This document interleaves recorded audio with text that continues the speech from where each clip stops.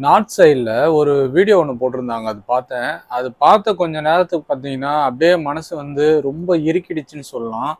ரொம்ப ஒரு மன வலியோட அந்த வீடியோ வந்து பார்த்தேன். பிளாட்ஃபார்மில் ஒரு தாயும் ஒரு தந்தையும் பார்த்தீங்கன்னா அவங்களோட கை குழந்தைய வந்து குளிப்பாட்டுறாங்க. அந்த குழந்தைய குளிப்பாட்டுறதுக்கு எந்த ஒரு வசதியும் இல்லாமல் அவங்க கையில் வந்து எந்த ஒரு பொருளும் இல்லை குளிப்பாட்டுறதுக்கு. ஒரு கவர்ல வந்து தண்ணிய புடிச்சு, அந்த தண்ணிய வந்து அந்த குழந்தையோட தலையில ஊத்துறாங்க அம்மா. அவங்க அப்பா வந்து அந்த குழந்தைய புடிச்சிருக்காரு. அவங்க அப்பாவுக்கும் பார்த்தீங்கன்னா, சரியான ட்ரெஸ் இல்ல. அதே மாரி அவங்க அம்மாவுக்கும் வந்து சரியான ட்ரெஸ் இல்ல.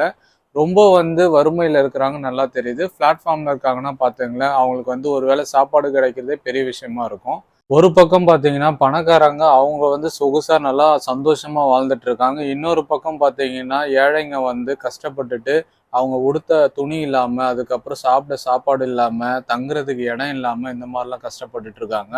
இது 2மே வந்து 2 லைஃப் சைக்கிளும் பார்த்தீங்கன்னா, நம்ம இந்தியால தான் நடந்துட்டு இருக்கு. இத வந்து ஒரு பணக்காரங்களும் வந்து ஏழைக்கு உதவணும்னு நெனைச்சாங்கன்னா, கண்டிப்பா உதவ முடியும். ஆனா, அது கண்டிப்பா நம்ம பணக்காரங்க யாரும் பண்றது கிடையாது. அதனால தான் இந்தியால வந்து இன்னமும் வறுமை அப்படியே இருந்துட்டு இருக்கு.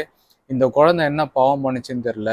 நம்மலாம் இன்னைக்கு வந்து நல்லா சாப்பிடுறோம், நல்ல துணி உடுத்துறோம், தங்குற நல்ல ஒரு வீடு இருக்கு, இந்த மாரிலாம் இருக்கு. ஆனா, அந்த மாரி ஒரு குழந்தையோட நிலைமைய யோசிச்சு பாருங்க. அது எப்படி ஒரு கஷ்டத்துல வாழுதுன்ட்டு. இதெல்லாம் பார்த்து கூட நம்ம கவர்மெண்ட் வந்து இதுக்கு எந்த ஒரு ஆக்ஷனும் எடுக்க மாட்டேங்குது. அவங்களுக்கு தங்குறதுக்கு ஒரு வீடு அரேஞ்ச் பண்ணி குடுக்குறது, அவங்களுக்கு வீடு கட்டி அவங்களுக்கு ஒரு டாய்லெட் இதெல்லாம் அரேஞ்ச் பண்ணி குடுத்தாங்கன்னா, அவங்க அட்லீஸ்ட் அந்த அடிப்படை வசதியோட வாழ்ந்துட்டு போவாங்க.